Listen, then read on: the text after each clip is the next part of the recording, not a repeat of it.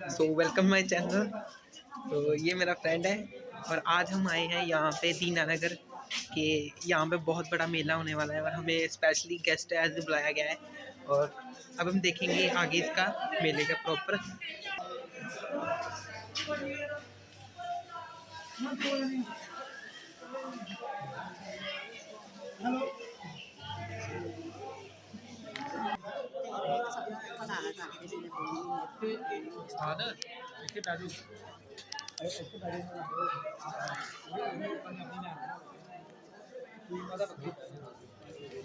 अभी हम जाने वाले हैं इस गुफा के अंदर।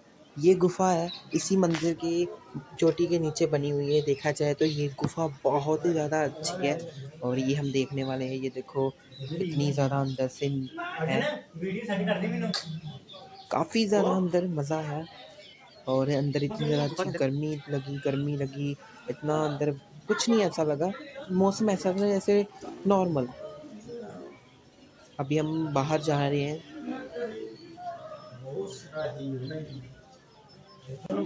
बहुत ज़्यादा अंदर इतना ज़्यादा मज़ा आया यार सच में।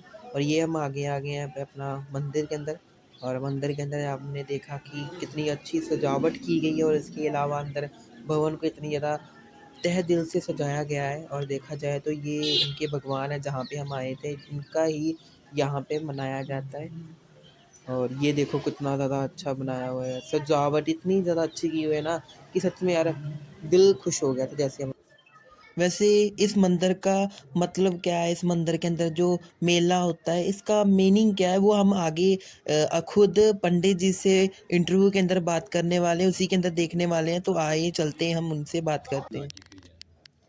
ये हमारे पूजनीय जी बाबा सहनाथ जी सियालकोट के राजा सलवान के पुत्र माता अच्छरा ने और राजा सलवान ने सियालकोट में 12 साल शिव गोरखनाथ जी की तपस्या की और गुरु गोरखनाथ जी को प्रसन्न किया। और गुरु जी ने कहा कि क्या मांगते हो। उन्होंने कहा महाराज मुझे एक पुत्र चाहिए जो चंद्रमा की तरह खूबसूरत हो, जति सती हो। बाबा गुरु जी मुझे पुत्र चाहिए। तो उन्होंने कहा कि आपके घर पुत्र होगा और मेरी धूने की सेवा करोगे यदि तो आपके घर 12 साल बाद पुत्र होगा, जिसका नाम आप पूर्ण भक्त रखना। और राजा और रानी ने दोनों ने उस धूने की सेवा की और 12 साल सेवा करनी। और बांस लगाया बाबा जी गोरखनाथ जी ने एक पास में और कहा भी इस बांस को पानी देना है और मेरे आने के पहले इसको काटना नहीं है। तो उन्होंने बात मान ली राजा और रानी ने, राजा सलवान और रानी अच्छरा ने। और 12 साल उस धूने की सेवा की और लकड़ा गुई चुन कच्चे करके धूने में लगाए और उनके घर और जो बांस है उनको भी पानी दिया उन्होंने। एक छोटे से बांस से एक बड़ा जंगल सा एक बड़ा बांस और काफ़ी बांस बन गए। और 12 साल सेवा करने के बाद पास ही उन्होंने सोचा पुत्र तो हमारे घर हो नहीं रहा कोई भी। और गुरु गोरखनाथ जी की कृपा से एक नट और नटनी मदारी करने वाले उस जंगल में पहुंचे और राजा रानी को कहा कि मैं आपको अपना जादूगर दिखाऊंगा। उन्होंने कहा दिखाओ मुझे।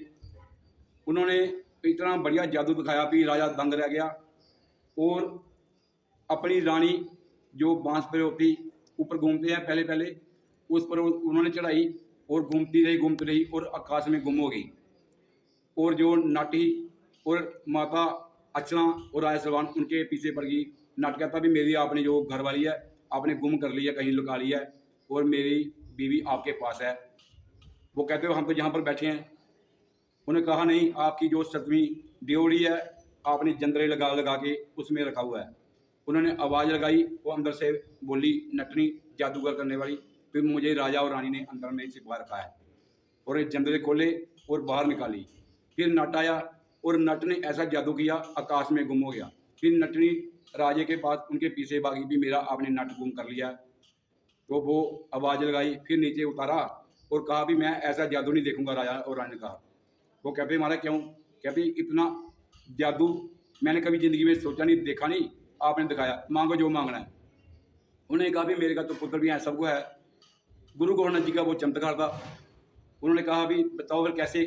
उन्होंने कहा भी मुझे ये जो बांस है ना, बांस एक हमारा खेत समासे करने वाला एक बांस हमको चाहिए। उन्होंने कहा आपके पुत्र तो हुआ नहीं। और गुरु जी ने कहा था कि आपके घर पुत्र 12 साल बाद होगा और इस बांस को नहीं काटना। उन्होंने कहा काट लो जी। उन्होंने 2 तरखान मंगवाए मिस्त्री। उन्होंने बांस जब काटना शुरू किया, नीचे से खून बहा और आवाज़ आई रोने की।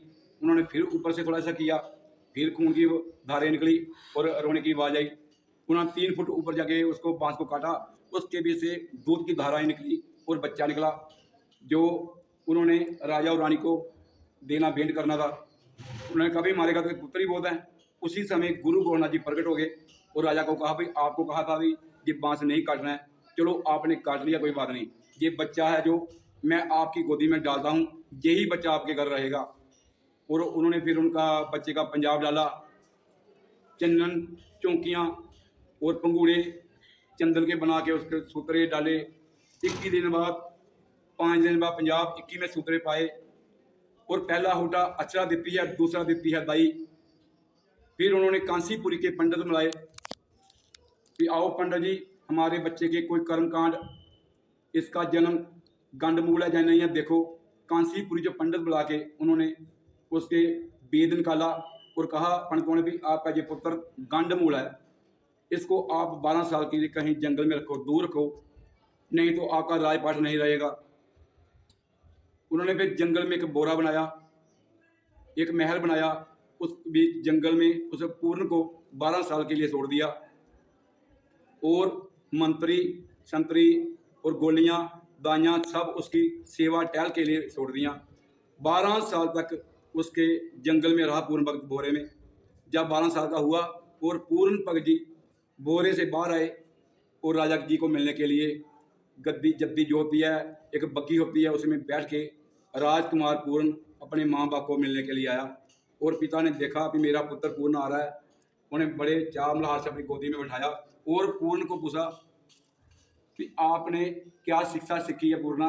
वो कहता मैं रब की बंदगी करूँगा, आपका नाम सप्तकुलों में दूर दूर दुनिया मानेगी कि आपका भी कोई पुत्र हुआ है, साधु संत बनूंगा, मैं रब की बंदगी करूँगा। और राजा कहने लगा मैं तो आपकी शादी करूँगा। और मंत्रियों ने समझाया कि छोड़ो राजन, अभी तो इनकी उम्र नहीं है, इसके खेलने मलने के दिन है, आप रहने दीजिए। तो उन्होंने कहा चलो कोई बात नहीं, चलो ऐसे करो, आपकी एक माँ अक्षरा, दूसरी लूना है, जाओ उसके घर भी जाके महल में माथा टेक के आओ। और पूर्ण भक्त ने सोचा क्यों ना मैं पहले माँ लूना के पास जाता हूँ, मातरे माँ के पास। और जब पूर्ण गया तो माँ जी ने तेल डोलिया दलीज उत्ते, होनी अपने सगन मनाती है, होनी बरत की पूर्ण भगत से, होनी सुपियां कला जगाती है, होनी बैठ के कही दी जीव उत्ते राम भगवान बनवास भुगताती है, होनी बैठ के कही दी जीव उत्ते पूर्ण भगत की रंग लियाती है। रानी डोलिया तेल दलीज उत्ते, होनी अपने सगन मनाती है। दरवाजा खोलिया महलों का, पूर्ण अगे गया, बड़ा खूबसूरत है। रानी लूना मातरे माँ उन्हें सोचा भी ना खूबसूरत राजकुमार, क्यों ना मैं ये ब्याह की एक गल रखा। उन्होंने गल रखी भी मैं तेरे ब्याह कराना चाहनी है, तेरे अपने घर वाले मरवा दांगी राजे नूं सलवान नूं। पूर्ण ने मन्निया तू मेरी धर्म की माँ है, तो धर्म की माँ ही है। वो कहते भी हथ छड़ा के पूर्ण भगत महलों में बाहर आया, अगे अपनी बग्गी फड़ी है तो रानी अक्षरा के महल गया। रोंदियां करलांदियां माता अक्षरा नाल रात बिताई है कि माई माता मेरा जिंदगी का जीवन हथों तक है, हूँ मेरी माँ ने मेरे हाथ पैर बढ़ा देने हैं। ये जपी सती पूर्ण भगत सब जानते ही कि मेरी माँ वो लूना जी पिछले जन्म च गौ माता ही, हूँ मेरे माँ के रूप चाहिए है। ये पिछला जन्म लैन बदला लैन लिए आई है, पिछले जन्म मैं हाथ पैर पटवाते भुलेखे च, हूँ मेरा जन्म इन ही मेरा बदला लैके पूरा करना है। तो वो माँ लूना के रूप चाहिए है कि माता हूँ मेरे हथ पैर वड्ढने ही हो। तो रात तड़फदियाँ कटी। उधर रानी लूना ने कोप भवन में बैठी है, लूना उल्टा पेस बनाया, ना दीवा ना बत्ती मैले सुन मसान पाई है। लिखा परवाना रानी लूना ने गोली हथ फड़ाया, अगे लगती सी मैं राजा तेरी हूँ पूर्ण बनाने लाई। ये गल्लां लिख के रानी लूना ने गोली नूं वो परवाना दिता, जा राजे सलवान नूं देख दे जाके। वो पढ़िया परवाना, राजे सलवान ने क्रोध मना विच आई, कोई मैं पूर्ण भगत नूं आख्या पुत्र तेरा ब्याह करने तां नहीं मन्निया, ਕੋਈ ਆਪਣੀ ਮਾਂ ਨਾਲ ਹੀ ਵਿਆਹ ਕਰਨ ਨੂੰ ਫਿਰ ਗਿਆ। ਖੰਡਾ ਫੜਿਆ ਰਾਜੇ ਸਲਵਾਨ ਨੇ, ਰਾਣੀ ਲੂਣਾ ਦੇ ਮਹਿਲੇ ਆਇਆ। ਪੁੱਛਣਾ ਕਰਦਾ ਹੀ ਰਾਜਾ ਸਲਵਾਨ ਰਾਣੀ ਲੂਣਾ ਨੂੰ ਪੁੱਛਣਾ ਲਾਈ, ਓਏ ਕੀ ਕੋਲੇ ਫਿੱਕੇ ਬੋਲ ਬੋਲੇ। ਲੂਣਾ ਪੂਰਨ ਭਗਤ ਨੇ ਉਹ ਮੈਨੂੰ ਦੇ ਬਤਾਈ, ਡੱਕਰੇ ਡੱਕਰੇ ਕਰਾ ਦਿਆਂਗਾ, ਦੱਸ ਤੈਨੂੰ ਕਿਹਨੇ ਆਖੇ ਕੋਲੇ ਫਿੱਕੇ ਬੋਲ ਬੋਲੇ। ਰਾਣੀ ਅੱਗੋਂ ਬੋਲਦੀ ਹੈ, ਰੱਬ ਤੋਂ ਨਾ ਡਰੇ ਲੂਣਾ, ਉਹ ਭਵਨ ਵਿੱਚ ਬੈਠੀ ਲੂਣਾ, ਉਲਟਾ ਪੇਸ ਬਣਾਈ, ਨਾ ਦੀਵਾ ਨਾ ਬੱਤੀ ਮੈਲੇ ਸੁਨ ਮਸਾਨ ਪਿਆਈ। ਉਹੀ ਤੇਰਾ ਪੁੱਤਰ ਟਿੱਕਾ ਪੁੱਤਰ ਜਿਹਨੂੰ ਤੂੰ ਪੂਰਨ ਆਖਣਾ। ਅੱਗੇ ਮੈਂ ਲੱਗਦੀ ਸੀ ਰਾਜਿਆ ਤੇਰੀ ਰਾਣੀ, ਹੁਣ ਪੂਰਨ ਬਣਾਣੇ ਲਾਈ। ਕਰੋਧ ਚੜਿਆ ਵੀ ਮੈਂ ਇਹਨੂੰ ਆਖਿਆ ਹੀ ਕਿ ਪੁੱਤਰ ਤੇਰਾ ਵਿਆਹ ਕਰਨਾ, ਤਾਂ ਨਹੀਂ ਮੰਨਿਆ, ਕੋਈ ਆਪਣੀ ਮਾਂ ਨਾਲ ਹੀ ਕਰਨ ਫਿਰ ਗਿਆ। ਹੁਕਮ ਦਿੱਤਾ ਰਾਜੇ ਸਲਵਾਨ ਨੇ ਮੰਤਰੀਆਂ ਵਜ਼ੀਰਾਂ ਨੂੰ, 8 ਵਜੇ ਪੂਰਨ ਭਗਤ ਨੂੰ ਕਚਹਿਰੀ ਵਿੱਚ ਲਿਆਓ। 8 ਵਜੇ ਪੂਰਨ ਭਗਤ ਨੂੰ ਜੰਜੀਰਾਂ ਪਾ ਕੇ ਕਚਹਿਰੀ ਵਿੱਚ ਪੇਸ਼ ਕੀਤਾ। ਅੱਗੋਂ ਬੋਲਦਾ ਹੀ ਰਾਜਾ ਸਲਵਾਨ ਪੂਰਨ ਕੀ ਪੁੱਛਣਾ ਲਈ, ਪੁੱਤਰ ਮੈਂ ਤੈਨੂੰ ਕੀ ਆਖਿਆ ਵੀ ਤੇਰਾ ਵਿਆਹ ਕਰਨੇ ਆ, ਤੂੰ ਮੰਨਿਆ ਨਹੀਂ, ਆਪਣੀ ਮਾਂ ਲੂਣਾ ਦੇ ਨਾਲ ਹੀ ਵਿਆਹ ਕਰਨ ਨੂੰ ਆਖਦਾ। ਬਾਬਲਾ ਮੈਂ ਜ਼ੁਲਮ ਨਹੀਂ ਕਮਾਇਆ, ਮੈਂ ਨਹੀਂ ਆਖਿਆ। ਰਾਜਾ ਸਲਵਾਨ ਨਹੀਂ ਮੰਨਦਾ। ਜਲਾਦਾਂ ਨੂੰ ਹੁਕਮ ਦੇ ਦਿੱਤਾ, ਕੋਈ ਹੱਥ ਪੈਰ ਵੱਢੋ ਪੂਰਨ ਦੇ, ਲੋਕ ਕੂਏ ਵਿੱਚ ਪਾਓ। ਰਾਣੀ ਲੂਣਾ ਦੇ ਕਹਿਣ ਤੇ ਰਾਜੇ ਸਲਵਾਨ ਨੇ ਪੂਰਨ ਭਗਤ ਨੂੰ ਹੁਕਮ ਸੁਣਾ ਦਿੱਤਾ ਹੈ। ਜਲਾਦਾਂ ਨੂੰ ਕਹਿ ਦਿੱਤਾ ਹੈ, ਇਹਦੇ ਚਾਰੇ ਅੰਗ ਵੱਢੋ, ਲੋਕ ਕੂਏ ਵਿੱਚ ਪਾਓ, ਖੂਨ ਲੈ ਕੇ ਰਾਣੀ ਲੂਣਾ ਨੂੰ ਦਿਓ। ਉਹ ਆਖਦੀ ਹੈ ਮੈਂ ਹਾਰ ਸ਼ਿੰਗਾਰ ਕਰਨਾ ਹੈ, ਬਾਲ ਧੋਣੇ ਇਹਦੇ ਨਾਲ, ਤੇ ਚਾਰੇ ਅੰਗ ਮੈਨੂੰ ਦਿਓ। ਲੈ ਚੱਲੇ ਪੂਰਨ ਭਗਤ ਕੀ ਜਲਾਦ ਜੰਜੀਰਾਂ ਬੰਨ ਕੇ ਖੂਹਾ ਲੱਭਦੇ ਇੱਕ ਖੂਹ ਦੇ ਉੱਪਰ ਆਉਂਦੇ ਆ। ਉਧਰ ਮਾਤਾ ਅਚਨਾ ਰੋਂਦੀ ਕਰਲਾਂਦੀ ਆ, ਇੱਕ ਬੱਚੜੇ ਦੀ ਮਾਈ, ਅੰਬ ਵੱਢ ਅੱਕਾਂ ਦੀ ਬਾੜ ਦੇਣਾ ਰਾਜਿਆ, ਵਕਤ ਗਵਾ ਕੇ ਤੂੰ ਪਛਤਾਏਂਗਾ ਰਾਜਿਆ। ਲੈ ਗਏ ਨੇ, ਰੋਂਦੀ ਜਾਂਦੀ ਆ ਅਚਨਾ, ਰੋ ਕੇ ਅੰਨੀ ਹੋ ਜਾਂਦੀ ਆ ਦੇ ਵਜੋਗ 'ਚ। ਉਧਰ ਪੂਰਨ ਭਗਤ ਨੂੰ ਖੂਹ ਦੇ ਉੱਪਰ ਜਾ ਕੇ ਜਲਾਦਾਂ ਆਖਿਆ, ਪੂਰਨ ਭਗਤਾ ਤੇਰਾ ਕੋਈ ਦੋਸ਼ ਨਹੀਂ, ਅਸੀਂ ਕਿਸੇ ਹੋਰ ਦੇ ਹੱਥ ਵੈਰ ਵੱਢ ਕੇ ਲੈ ਜਾਂਦੇ ਆ, ਵੱਢੋ ਤੇ ਮੇਰੀ ਲਾਸ਼ ਖੂਹੇ ਵਿੱਚ ਪਾਓ। ਜਲਾਦਾਂ ਨੂੰ ਗੱਲ ਮੰਨਣੀ ਪਈ। ਉਹਨਾਂ ਨੇ ਹੱਥ ਤੇ ਪੈਰ ਵੱਢ ਕੇ ਪੂਰਨ ਭਗਤ ਦੇ ਲੋਥ ਖੂਹੇ ਵਿੱਚ ਪਾਈ ਹੈ। ਖੂਹ ਵਿੱਚ ਪਾਣੀ ਸੁੱਕ ਜਾਂਦਾ ਹੈ, ਤੁਲਸੀ ਦਾ ਬੂਟਾ ਉੱਗ ਜਾਂਦਾ, ਸੰਜੀਵਨੀ ਬੂਟੀ ਉੱਗ ਜਾਂਦੀ ਹੈ, ਪਾਣੀ ਮੁੱਕ ਜਾਂਦੇ ਹੈ। ਤੁਲਸੀ ਦਾ ਸੰਜੀਵਨੀ ਬੂਟੀ ਦਾ ਪੱਤਾ ਖਾ ਕੇ ਭੁੱਖ ਪਿਆਸ ਮੁੱਕ ਜਾਂਦੀ ਹੈ। ਗੁਰੂ ਗੋਰਖਨਾਥ ਦੀ ਸ੍ਰੀ ਭੋਲੇ ਦੀ ਭੰਡਾਰੀ ਭਗਤੀ ਸਿਮਰਨ ਸੁਰ ਕਰ ਦਿੰਦਾ ਪੂਰਨ ਭਗਤ ਖੂਹ ਵਿੱਚ। 12 ਸਾਲ ਬੀਤਣ ਦੇ ਗੁਰੂ ਗੋਰਖਨਾਥ ਜੀ ਦਾ ਆਸਣ ਡੋਲਿਆ। ਓਏ ਚਲੋ ਸਿੱਧੋ ਸਿਆਲ ਕੋਟੇਗੀ, ਉਹ ਮੇਰਾ ਭਗਤ ਖੂਹ ਵਿੱਚ ਕੋਈ ਮੇਰਾ ਸਿਮਰਨ ਕਰਨ ਰਿਹਾ, ਉਹਦੇ ਹੱਥ ਤੇ ਪੈਰ ਨਹੀਂ। ਗੁਰੂ ਦੀ ਆਗਿਆ ਮੰਨ ਕੇ ਚੇਲੇ 1.25 ਲੱਖ ਜੋਗੀ 1.25 ਲੱਖ ਭੋਗੀ 1.25 ਲੱਖ ਦੂਦਾ ਤਾਰੀ, ਲਈਆਂ ਜਮਾਤਾਂ ਗੋਰਖ ਚੱਲਦੇ ਧੂੜੇ ਬਾਦਲ ਸਾਈ, ਲਈਆਂ ਜਮਾਤਾਂ ਗੋਰਖ ਚੱਲਦੇ ਸਿਆਲ ਕੋਟ ਤੇ ਆਈ। 9ਵਾਂ ਨਾਥਾਂ ਦੇ 9 ਖਾੜੇ 9 ਧੂਣੇ ਲਾਈ। ਓਏ ਸਿੱਧੋ ਪੀਰੋ ਜਾਓ, ਉਹ ਅੱਗੇ ਤੇ ਰਾਜਾ ਸਲਵਾਨ ਜਿਹਨੂੰ ਪੁੱਤਰ ਬਖਸ਼ਿਆ ਸੀ, ਸਾਡੀ ਸੇਵਾ ਟਹਿਲੇ ਆਂਦਾ ਸੀ, ਲੰਗਰ ਭੰਡਾਰੇ ਲਾਂਦਾ ਸੀ, ਹੁਣ ਕੋਈ ਨਹੀਂ ਆਇਆ। ਜਾਓ ਤੁਸੀਂ ਕੋਈ ਆਟਾ ਲੈ ਕੇ ਆਓ, ਕੋਈ ਲੱਕੜਾਂ ਚੁਣ ਕੇ ਆਓ, ਕੋਈ ਪਾਣੀ ਲੈ ਕੇ ਆਓ। ਬਰੰਗੀ ਤੇ ਜੰਗੀ 2 ਚੇਲੇ, ਗੁਰੂ ਜੀ ਜੇ ਆਗਿਆ ਹੋਵੇ ਅਸੀਂ ਪਾਣੀ ਲੈ ਕੇ ਆਈਏ। ਜਾਓ ਪੁੱਤਰ ਜਾਓ। ਡੋਲ ਕਰਮੰਡਲ ਇੱਕ ਲੱਜ ਦਿੱਤੀ ਹੈ ਚੇਲਿਆਂ ਨੂੰ, ਜਾਓ ਪਾਣੀ ਲੈ ਕੇ ਆਓ। ਦੋਨੋਂ ਬਰੰਗੀ ਤੇ ਜੰਗੀ ਦੋਨੇ ਚੇਲੇ ਪਾਣੀ ਢੂੰਡਦੇ ਇੱਕ ਖੂਹੇ ਦੇ ਕੋਲ ਆਉਂਦੇ ਆ। ਖੂਹ ਸੁੱਕੇ ਦਾ, ਥੋੜਾ ਪਾਣੀ ਰਹਿੰਦਾ ਵਿੱਚ। ਉਹਨਾਂ ਨੇ ਖੂਹ ਵਿੱਚ ਆਪਣੀ ਬਾਲਟੀ ਕਮੰਡਲ ਪਾਇਆ ਲੱਜ ਨਾਲ ਬੰਨ੍ਹ ਕੇ। ਪੂਰਨ ਭਗਤ ਨੇ ਆਪਣੇ ਹੱਥ ਦੇ ਹਾਰ ਨਹੀਂ, ਜਿਹੜੇ ਬਾਹਾਂ ਨਾਲ ਕਰਮੰਡਲ ਨੂੰ ਫੜ ਲਿਆ, 23 ਲੋਕੀ ਦਾ ਭਾਰ ਪੈ ਗਿਆ। ਉਹ ਖਿੱਚਦੇ ਨਾ ਬਾਹਰ ਚੇਲੇ, ਕਰਮੰਡਲ ਬਾਹਰ ਨਹੀਂ ਆਉਂਦਾ। ਡਰ ਗਏ ਚੇਲੇ, ਉਹ ਖੂਹ ਦੇ ਵਿੱਚ ਕੋਈ ਭੂਤ ਪ੍ਰੇਤ ਹੈ, ਜਾਂ ਕੋਈ ਇਨਸਾਨ ਹੈ, ਜਾਂ ਕੋਈ ਦੇਵੀ ਦੇਵਤਾ। ਉਹ ਇਹ ਬੰਦਗੀ ਨਾਲੋਂ ਅਸੀਂ ਘਰ ਹੀ ਰਹਿੰਦੇ, ਉਹ ਇਹ ਗੁਰੂ ਦੇ ਸਾਰੇ ਚੇਲੇ ਖਾ ਜਾਣੇ ਆ। ਉਹ ਡਰਦੇ ਗੁਰੂ ਗੋਰਖਨਾਥ ਜੀ ਕੋਲ ਆਏ। ਗੁਰੂ ਜੀ ਖੂਹ ਦੇ ਵਿੱਚ ਕੋਈ ਭੂਤ ਪ੍ਰੇਤ ਇਨਸਾਨ ਜਾਂ ਕੋਈ ਦੇਵਤਾ ਜਾਂ ਕੋਈ ਜਿੰਨ ਉਹ ਵਿੱਚ ਹੀ ਹੁਣ ਤੇਰੇ ਸਾਰੇ ਚੇਲੇ ਖਾਏ ਨਹੀਂ ਹੋ ਮਹਾਰਾਜ। ਉਹ ਕਰਮੰਡਲ ਨਹੀਂ ਛੱਡਣ ਡਿਆ। ਉਹ ਗੋਰਖਨਾਥ ਨੇ ਆਖਿਆ ਚੇਲਿਓ ਉਹ ਖੂਹ ਦੇ ਵਿੱਚ ਕੋਈ ਭੂਤ ਪ੍ਰੇਤ ਕੋਈ ਇਨਸਾਨ ਕੋਈ ਕੁਝ ਨਹੀਂ ਹੁੰਦਾ। ਚਲੋ हम दिखिए जाके ਖੂਹ ਦੇ ਉੱਪਰ ਆ ਕੇ ਗੁਰੂ ਗੋਬਿੰਦ ਸਾਹਿਬ ਜੀ ਨੇ ਆਵਾਜ਼ ਲਗਾਈ ਹੈ, ਓਏ ਕੌਣ ਵਿੱਚ ਖੂਹ ਦੇ ਵਿੱਚ, ਕੋਈ ਭੂਤ ਪ੍ਰੇਤ ਇਨਸਾਨ ਦੇਵੀ ਦੇਵਤਾ ਜਾਂ ਕੋਈ ਜਿੰਨ ਕੌਣ ਹੈ ਖੂਹ ਦੇ ਵਿੱਚ ਜਿਹਦਾ ਕਰਮੰਡਲ ਨਹੀਂ ਛੱਡਣ ਡਿਆ। ਅੱਗੋਂ ਆਵਾਜ਼ ਆਉਂਦੀ ਹੈ, ਨਾ ਮੈਂ ਭੂਤ ਨਾ ਪ੍ਰੇਤ ਨਾ ਮੈਂ ਕੋਈ ਜਿੰਨ ਨਾ ਦੇਵਤਾ, ਉਹ ਮੈਂ ਤੁਹਾਡਾ ਭੇਜਿਆ ਹੋਇਆ ਇਨਸਾਨ ਹਾਂ। ਪੂਰਨ ਭਗਤ ਮੇਰਾ ਨਾਮ ਹੈ, ਸਿਆਲਕੋਟ ਦੇ ਮੈਂ ਰਹਿਣੇ ਵਾਲਾ, ਰਾਜਾ ਸਲਵਾਨ ਦਾ ਪੁੱਤਰਾਂ, ਅਚਰਾ ਮੇਰੀ ਮਾਂ, ਮਾਪਰਿਆ ਮਾਲਾ ਨੇ ਜ਼ੁਲਮ ਕਮਾਇਆ, ਝੂਠੀ ਤੁਹਮਤ ਲਾ ਕੇ ਮੇਰੇ ਹੱਥ ਪੈਰ ਫੜ ਕੇ ਮੈਨੂੰ ਗੁਰੂ ਜੀ ਖੂਹ ਚੁੱਕੇ ਦਾ। ਕਹਿੰਦਾ ਪੁੱਤਰ ਬਾਹਰ ਆ, ਕਹਿੰਦਾ ਬਾਹਰ ਕਿਸ ਤਰ੍ਹਾਂ ਆਵਾਂ ਗੁਰੂਆ, ਹੱਥ ਪੈਰ ਨਹੀਂ। ਗੁਰੂ ਜੀ ਅੱਖਾਂ ਵਿੱਚ ਅਥਰੂ ਆ ਜਾਂਦੇ ਆ ਵੀ ਬੜਾ ਕੋਈ ਦੁੱਖ ਪਾਪ ਹੋਇਆ ਹੈ ਬੱਚੇ ਨਾਲ। ਕੋਈ ਕੱਚਾ ਧਾਗਾ ਖਾਕ ਦਾ ਝੁਟਕਾ ਉਹ ਖੂਹ ਵਿੱਚ ਸੁੱਟਿਆ। ਜੇ ਤੂੰ ਪੂਰਨ ਭਗਤ ਹੈ, ਸਹਿਜੇ ਸਹਿਜੇ ਚੜੀ ਪੂਰਨਾ ਸਹਿਜ ਨਤ ਨਾਮ ਰਖਾਈ, हे नतम के नाथ, हे बाबा साईनाथ, बोल संचे दरबार की।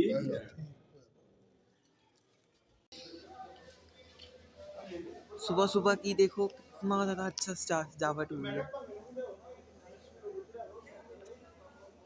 अभी शाम के 7 बज चुके हैं और अभी देखो कितना ज़्यादा रात को जगमग हो रहा है सारा का सारा मंदिर। अभी मंदिर तो कंप्लीट हो चुका है, जैसे सजावट हो चुकी है, अभी आने वाला है प्रोग्राम और प्रोग्राम देखते हैं आगे हम। तो चलिए हम देखते हैं आगे प्रोग्राम।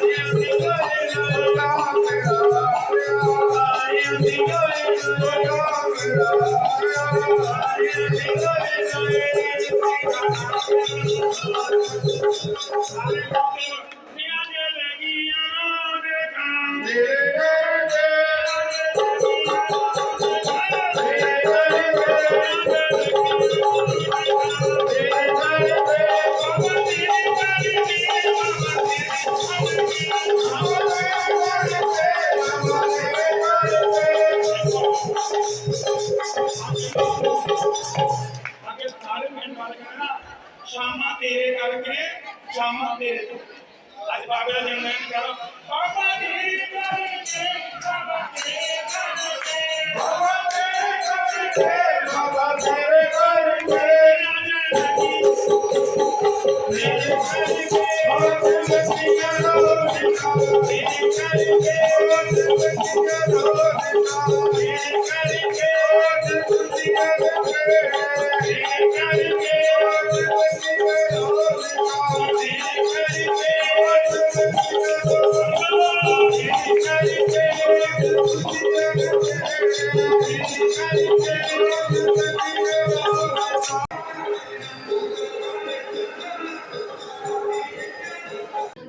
अभी ये मेले का लास्ट डे है और ये लास्ट डे के अंदर लंगर रहेगा और लंगर के अंदर हम भी जाने वाले हैं। सो अभी लास्ट डे है और ये लंगर है, देखो कितने ज़्यादा जाने हैं यहाँ पे।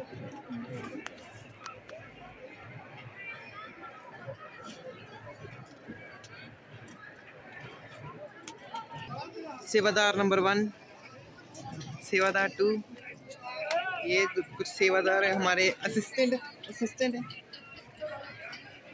एंड ये दो लोग दो ये है। ओ भी रे